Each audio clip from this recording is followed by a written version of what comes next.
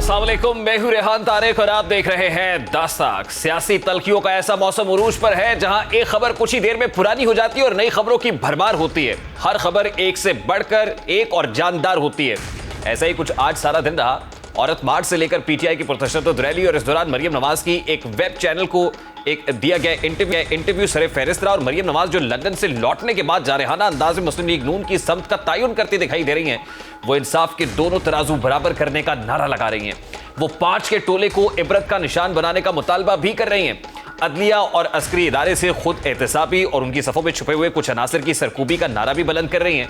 आज उन्होंने इन तमाम नारों और मुतालबात में एक नया इजाफा इस तरह किया है कि उन्होंने साबिक जनरल रिटायर्ड फैज हमीद का कोर्ट मार्शल करने का मुतालबा करते हुए इल्जाम लगाया है कि जनरल रिटायर्ड फैज हमीद ही वो शख्सियत हैं जिन्होंने 2 साल मुस्लिम लीग नून की हुकूमत गिराने और 4 साल इमरान खान हुकूमत की हिमायत के जरिए मुल्क तबाह करने में किरदार अदा किया।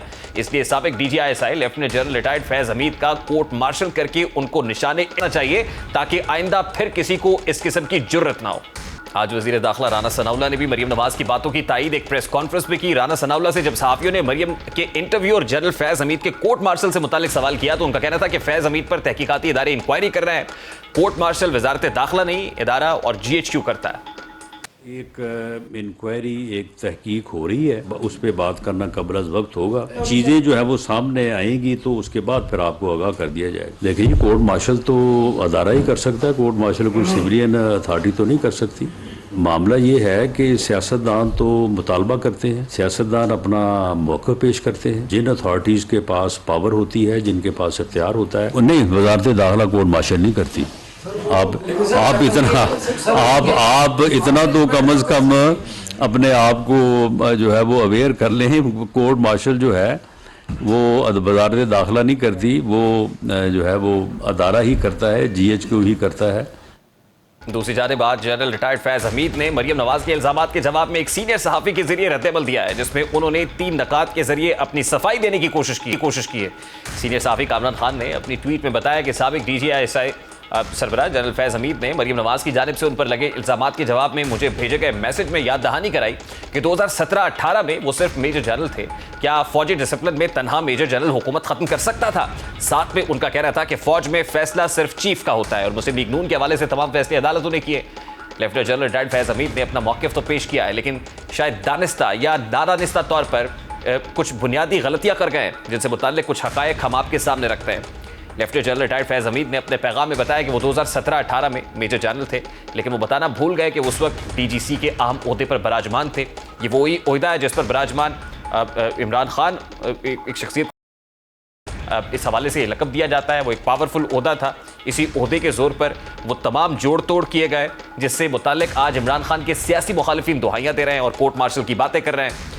दूसरे नुक्ते में वो ये बताते हैं कि फौज में तमाम फैसले आर्मी चीफ करते हैं। तो इस बार सियासतदान आपके साथ इन तमाम कारनामों में उनको भी बराबर का कसूरवार समझते हैं लेकिन उनका ज्यादा कसूर इसलिए था कि मौसूफ DGISI बनने के बाद चेयरमैन तहरीक इंसाफ के इतने करीब हो गए कि कुछ काम वो इदारे से बाला भी करते रहे। शायद ये वजह है कि एक हद के बाद उन्हें इस ओहदे से अलहदा कर दिया गया और यही वो लम्हा था जिस वक्त सेम पेज के बयानिए में दरारें आना शुरू हुई। जनरल रिटायर्ड फैज हमीद आगे चलकर तमाम फैसलों का मलबा अदालतों पर डालते हैं और इसी वजह से आज मुल्क की तमाम सियासी क़यादत अदलिया के किरदार और आईनी कामों में मुदाखलत का रोना रो रही है और बता रही है कि इस गठजोड़ निज़ाम इंसाफ के कुछ किरदार और general Faiz Hamid same page पर थे। जैसा कि आज अपने इंटरव्यू में मरियम नवाज ने साबिक चीफ जस्टिस साकिब निसार को भी कौम का सबसे बड़ा मुजरिम करार देते हुए कहा कि साबिक चीफ जस्टिस साकिब निसार अब भी मुतहर्रिक हैं और इस वक्त जितना भी झूठ बोल लें कौम उनके बारे में सब कुछ अच्छी तरह जानती है। मरियम नवाज का कहना था कि साकिब निसार इंसाफ की सबसे बड़ी कुर्सी पर बैठे थे मगर एक ब्रिगेडियर उनको हिदायत दिया करते थे।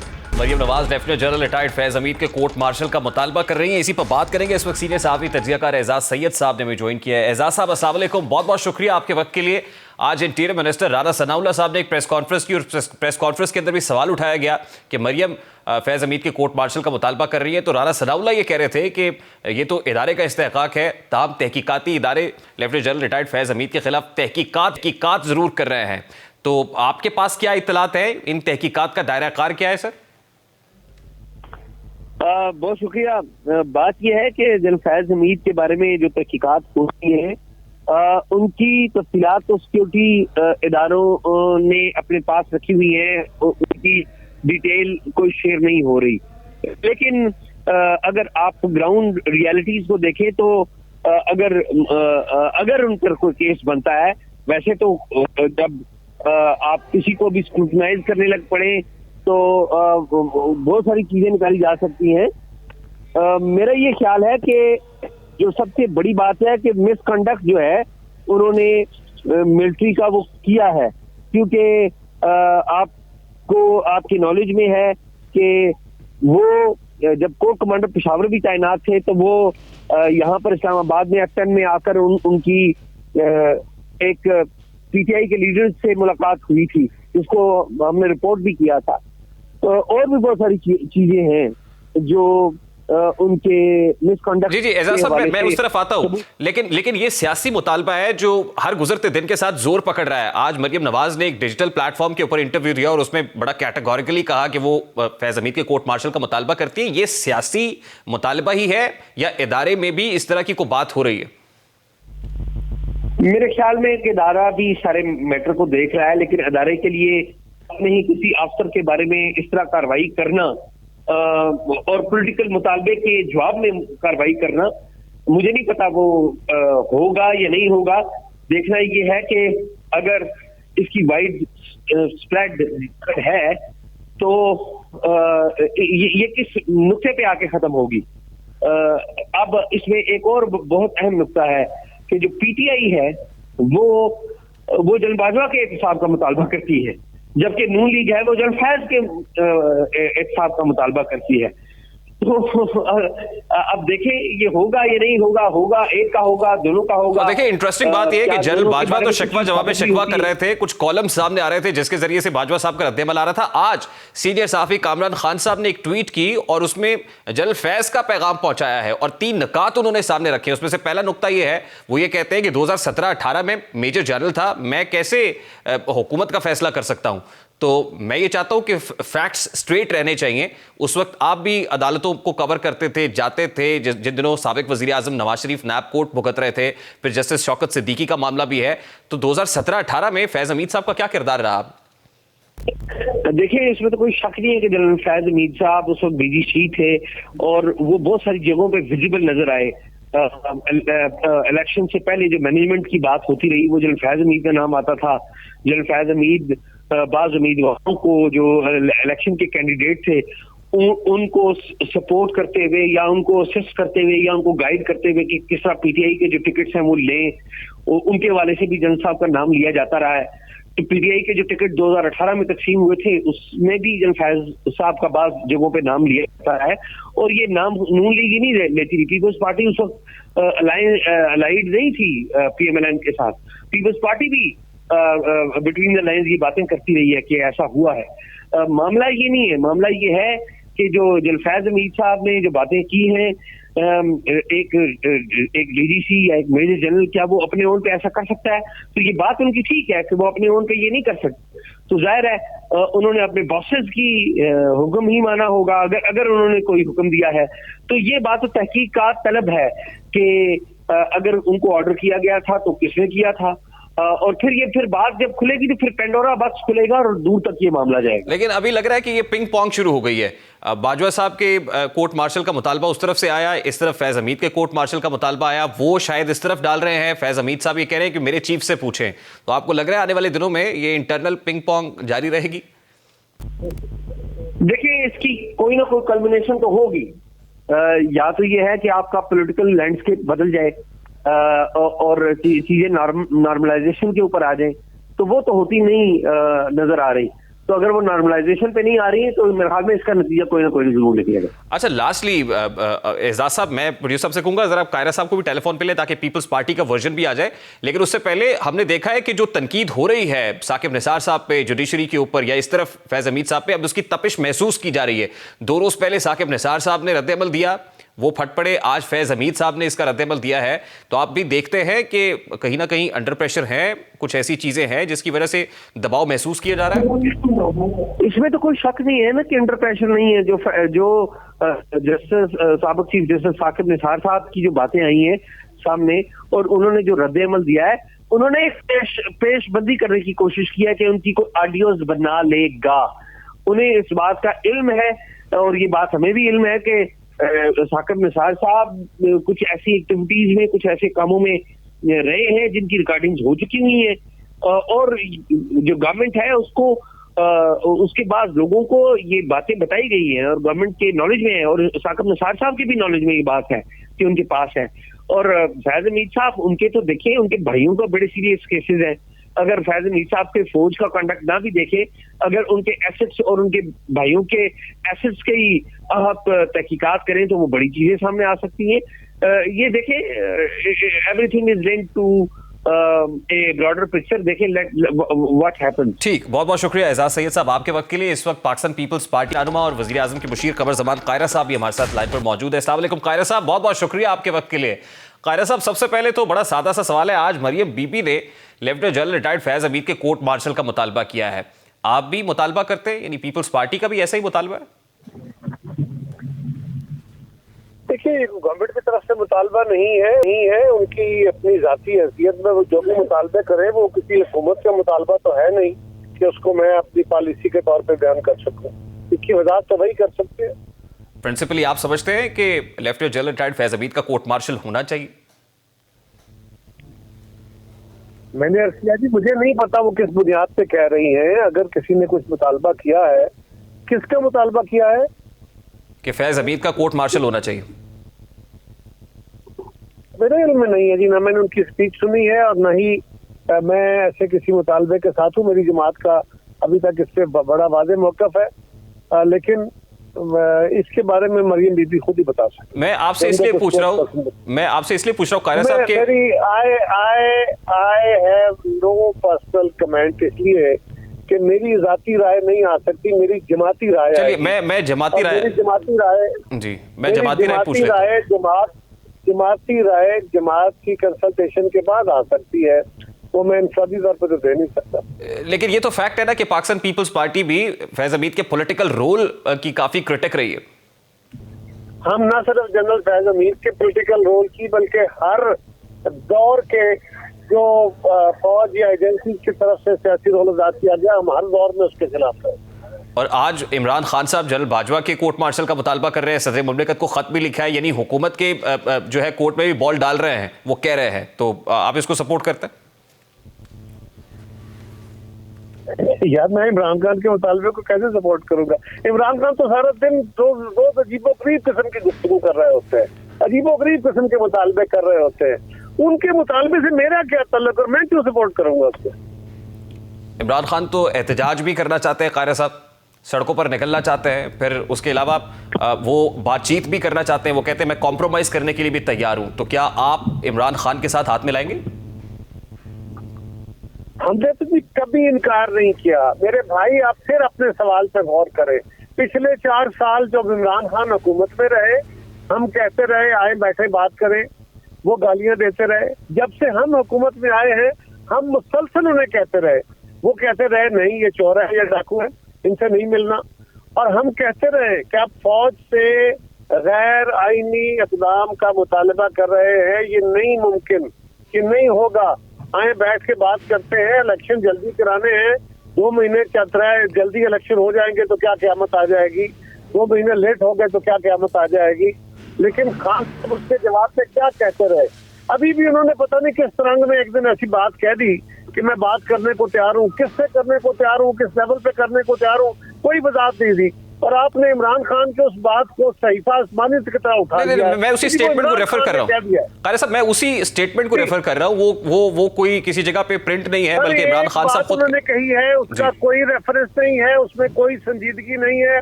उसके आगे पीछे बातों को साथ मिला के देखें, वो एक नॉन सीरियस स्टेटमेंट है, लेकिन मीडिया उसको उठाए घूम रहा है कि ये इमरान खान ने कह दिया है, जैसे खुदा न खास्ता ये कोई खुदाई आवाज हो गई है कि इमरान खान ने कह दिया, और इमरान खान ने गलत कहा। कायरा साहब, आप आज समझते हैं, उस वक्त बिल्कुल ठीक बात है कि ऑपोजिशन में रहते हुए भी आपने चार्टर ऑफ इकोनॉमी की बात की, उस वक्त बिलावल साहब ने, आसिफ अली जरदारी साहब ने फ्लोर ऑफ द हाउस खड़े होकर कहा कि कदम बढ़ाओ इमरान खान, हम तुम्हारे साथ है। आप आज समझते हैं कि ये ऑफर इमरान खान को दी जा सकती है आज भी? पहली बात तो यह है कि इमरान खान को यह ऑफर क्यों दी जाए। मैं जाती तौर पे फैसला करने वाला हूं तो शायद बिल्कुल ना दूं, इसलिए कि इमरान का इनह्यूमन रवैया है, अनडेमोक्रेटिक रवैया है, लेकिन इसके बावजूद मैं समझता हूँ कि मुल्क के हालात और सियासत को मद्देनजर रखते हुए तदब्बर का फैसला यह है कि जमहूरियत डेडलॉक क्रिएट नहीं करती, जमहूरियत डायलॉग करती है। डायलॉग रास्ते बंद नहीं होने चाहिए। लिहाजा अगर इमरान खान संजीदा से होके अपने रवैये पे रिव्यू करके संजीदा होके बात करना चाहे तो बिल्कुल बातचीत के रास्ते कभी बंद नहीं होते। अगर मैं कह भी दूं कि बातचीत नहीं होनी चाहिए, इवन देन बातचीत के रास्ते बंद नहीं होते। कायरा साहब, लास्टली आपको कैसे लगेगा मतलब कि इमरान खान अब संजीदा है, वो संजीदगी का इजहार क्या होगा इमरान खान की तरफ से कि आप समझेंगे कि ये संजीदा बात कर रहे हैं? जिस दिन आप मुझे समझे कह देंगे ना इमरान खान संजीदा, मैं मान लूं, आप कह दीजिएगा। बहुत शुक्रिया, बहुत बहुत शुक्रिया कायरा साहब आपके वक्त के लिए। पीपल्स पार्टी के मरकज़ी रहनुमा मुशीर वज़ीर आज़म खबर ज़मान कायरा हमारे साथ मौजूद थे। इस ब्रेक के बाद हमारे साथ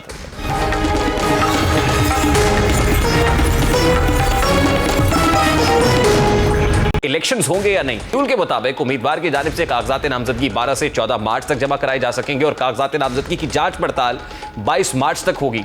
कागजात नामजदगी पर अपीलें 27 मार्च तक जमा कराई जा सकेंगी। इलेक्शन ट्राइब्यूनल्स अपीलों को 3 अप्रैल तक निपटाएंगे, जबकि 5 अप्रैल तक कागजात नामजदगी वापस लिए जा सकेंगे।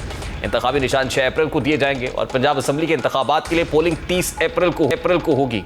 इलेक्शन शेड्यूल के मुताबिक खवातीन और अकलियतों की मखसूस नशस्तों के लिए तरजीही फहरिस्तें 14 मार्च तक जमा कराई जाएंगी। यूं पंजाब के इंतखाबात की हद तक तो इलेक्शन कमीशन ने अपना काम मुकम्मल कर लिया है, लेकिन अभी इलेक्शन कमीशन की जानिब से विफाक से राब्ता करने का मरहला बाकी है, क्योंकि सूबाई असम्बलियों में इंतखाबात और सिक्योरिटी एहलकारों की फराहमी विफाक की ज़िम्मा है और विफाक फिलहाल इंतखाबात के मूड में दिखाई नहीं दे रहा है।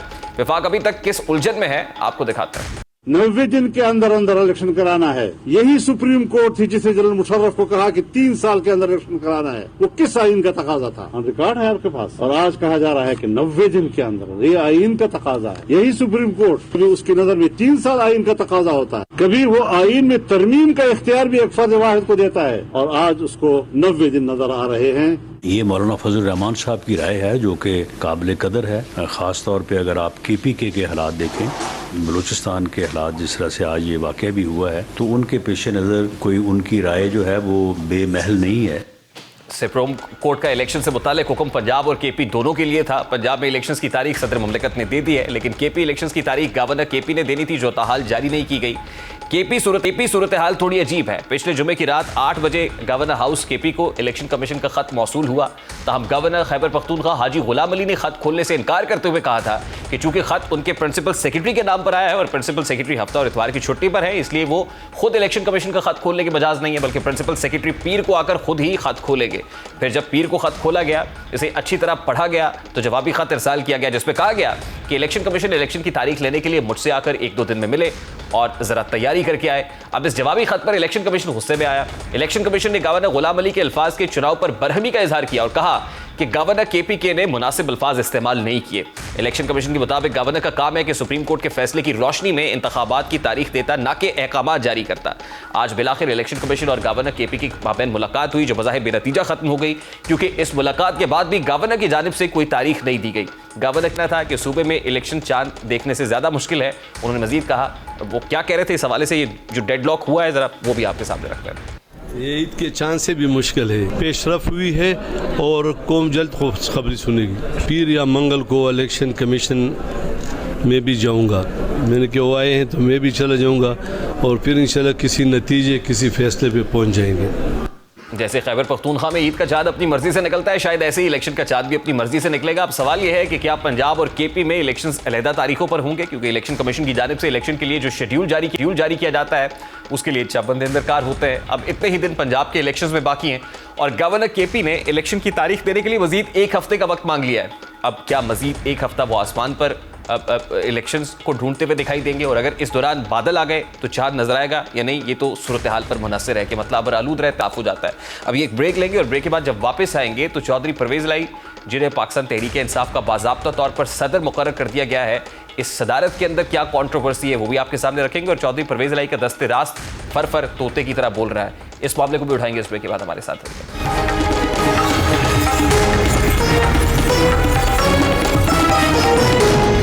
Welcome back. PTI ने आखिरकार परवेज इलाही को साबित कदम रहने पर नवाज दिया है। तहरीक इंसाफ ने परवेज इलाही को बतौर तोहफा एक ऐसा ओहदा दिया है जिसका वजूद उनके आइन में मौजूद ही नहीं है, यानी उन्हें तहरीक इंसाफ का मरकजी सदर बना दिया गया है। तहरीक इंसाफ में सदारत पर बराजमान होने वाले ओहदेदार का क्या हाल होता है, उसका अंदाजा इस पार्टी के साबिक दो सुदूर के हालात से लगाया जा सकता है। पीटीआई चेयरमैन इमरान खान ने चौधरी परवेज लाई को पार्टी का सदर मुकर्रर तो कर दिया है, लेकिन इलेक्शन कमीशन में जमा कराए गए पार्टी के आइन में ये ओहदा सिरे से मौजूद ही नहीं है। पार्टी के गुज़श्ता सदर मखदूम जावेद हाशमी थे, लेकिन उनके बाद ये ओहदा खाली रहा है। ज़राए के मुताबिक पार्टी के आइन में अगस्त 2022 में तरमीम की गई थी, जिसके बाद सदर का ओहदा ख़त्म कर दिया गया था। शाह महमूद कुरैशी, असद उमर, परवेज़ खटक, आमिर कियानी, असद कैसर, इमरान इस्माइल, अली जैदी, शीरी मज़ारी, हमाद अज़हर, सैफुल्लाह नियाज़ी और दीगर लोग भी इस कमेटी का हिस्सा थे जिसने पार्टी के आइन में तरमीम की थी। नए पार्टी आइन के मुताबिक अगरचे सूबाई सतह पर ओहदे मौजूद हैं, लेकिन पार्टी के सदर का ओहदा नहीं है। इमरान खान पार्टी चेयरमैन है और उनके बाद दूसरा बड़ा ओहदा शाह महमूद कुरैशी यानी वाइस चेयरमैन का है। इसके बाद सेक्रेटरी जनरल का ओहदा है जो असद उमर के पास है। फिर additional secretary general, deputy secretary general, senior नायब सदर, ज्वाइंट सेक्रेटरीज और मुख्तलिफ विंग्स के सेक्रेटरीज के ओहदे हैं। यहाँ सवाल यह है कि क्या पार्टी चेयरमैन आइन में तरमीम के बगैर कोई ओहदा तख्लीक कर सकता है? इस बारे में कानूनी माहिरीन की राय मुनकसम है। कुछ के नज़दीक इमरान खान पार्टी के आइन की शिक 8 के तहत ऐसा कर सकते हैं। स्ट्रेटेजिक या हंगामी नौयत के मामले में देखें तो चेयरमैन पार्टी के आइन हटकर ऐसा कोई मैकेनिज्म तश्कील दे सकता है जिससे ऐसी ज़रूरियात पूरी करने में मदद मिल सकती है। चेयरमैन को इख्तियार है कि ज़रूरत के तहत ऐसे फैसले कर सकता है। इसमें मजीद लिखा है कि ऐसी शकें उस वक्त तक फाल रहेंगी जब तक चेयरमैन चाहे और उसके लिए नोटिफिकेशन जारी किया जा सकता है। अगर इस तरह के इकदाम की वजह से पार्टी के आइन की कोई शक मुतासर होती है तो मुतासर होने वाले आर्टिकल पर आर्टिकल 4 यानी तरमीम से जुड़ी शक की रोशनी में अमल किया जा सकता है और ये तरमीम पार्टी की नेशनल काउंसिल या फिर कुल रुकनीत के 10वें हिस्से पर मुश्तमिल अफराद पेश कर सकते हैं। दूसरी तरफ बात करें तो उनकी जिनको ये ओहदा दिया गया है तो एक मिसाल याद आती है कि बादशाह की जान तोते में होती है। ठीक उसी तरह चौधरी परवेज लाई की जान उनके साबिक प्रिंसिपल सेक्रेटरी मोहम्मद खान भट्टी में थी, जो अब एंटी करप्शन इस्टेब्लिशमेंट पंजाब की तहवील में और इस तोते ने फर बोलना शुरू कर दिया है। साजिद खान ने जो कुछ इकबाली बयान में बताया वो होशरुबा है। ऐसे इकबाली बयान में मोहम्मद खान भट्टी ने परवेज लाई और मुनिस लाई की करप्शन कहानी खोल कर रख दी है। इसके साथ ही मोहम्मद खान भट्टी के अरबों रुपए के असासों की तफसीलात भी मिल गई हैं। मोहम्मद खान भट्टी को 26 फरवरी को चमन के रास्ते अफगानिस्तान फरार होने की कोशिश के दौरान असलहा समेत गिरफ्तार किया गया।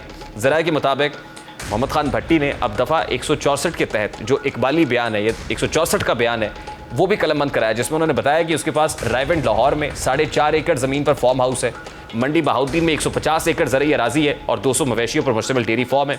जौहर टाउन लाहौर में 8 मरले का घर है। इत्तेहाद टाउन लाहौर में 7 मरला कमर्शियल और 10 मरला रिहायशी प्लॉट और 2 गाड़ियाँ हैं। इसके अलावा उन्होंने एतराफ़ किया है कि उसने मुनिस लाई के जरिए शुगर मिल में 25 करोड़ रुपए और रहीम यार खान की शुगर मिल में 10 करोड़ रुपए की सरमायाकारी की है। ये भी कहा है कि ख्वाजा मोटर्स लाहौर में 10 करोड़ रुपए और सरगोदा निज़ाम हैदर के साथ 7 करोड़ रुपए की इन्वेस्टमेंट का भी एतराफ़ है। मोहम्मद खान भट्टी ने अपने इकबाली बयान में बताया कि 2021 में राना इकबाल को 20 लाख रुपए रिश्वत लेकर नौकरी दी। हाईवेज मंडी बहाउद्दीन के टेंडर्स में राना इकबाल से 19.5 करोड़ रुपए वसूल किए गए। राना इकबाल को बाद में एक्सियन कसूर लगाने के लिए 30 लाख रुपए वसूल किए गए। चौधरी परवेज लाई के साबिक प्रिंसिपल सेक्रेटरी ने बताया कि साबिक डस्का हाईवे टेंडर में ठेकेदार नवीद से 2 करोड़ रुपए की रिश्वत ली। चौधरी परवेज लाई के कहने पर पंजाब असम्बली में 500 अफराद भर्ती किए। 15 सीटों का कोटा परवेज लाई, तारिक बशीर चीमा और राजा बशारत को दिया गया। 1 सीट एजाज हुसैन शाह के भतीजे और 4 सीटें मेरे हिस्से में आई। बयान में कहा गया है कि परवेज लाई और मुनिस लाई ने गुजरात में 50 लाख के टेंडर्स में 35% कमीशन लिया। मुनिस लाई ने लाहौर के मास्टर प्लान में मलिक रियाज और दीगर को फायदा देकर अरबों रुपए कमाए। अब मोहम्मद खान भट्टी जो एतराफ़ कर रहे हैं उस ऑडियो की तौसीक भी हो रही है ख़ास तौर पर, और उसमें ये कह रहे हैं कि एक जज के जो फ्रंट मैन है उनके 2 साहबजादे थे, 2 ट्विंस थे, जिनके बारे में चौधरी परवेज लाई ने ये वाज़ेह हिदायत जारी की थी कि इनका कोई काम रुकना नहीं चाहिए। अल्टीमेटली इस सारे मामले के ताने बाने चौधरी परवेज लाई और मुनिस लाई से मिलते हैं। अब चौधरी परवेज लाई पाकिस्तान तहरीक इंसाफ को प्यारे हो गए, पार्टी सदर हो गए। मुनिस लाई स्पेन में बैठे हुए हैं और शायद इस डर से है कि वापस आएंगे तो पकड़ हो जाएगी। आने वाले दिनों में चौधरी परवेज लाई और मुनिस इलाही तक ये जो कनेक्शन है वो कैसे जुड़ता है और क्या कार्रवाई होती है, ये देखने की बात है। प्रोग्राम का वक्त अपने इख्तिताम को पहुंचा। आपसे मुलाकात होगी इंशाल्लाह कल। आप रखिए ख्याल। अल्लाह।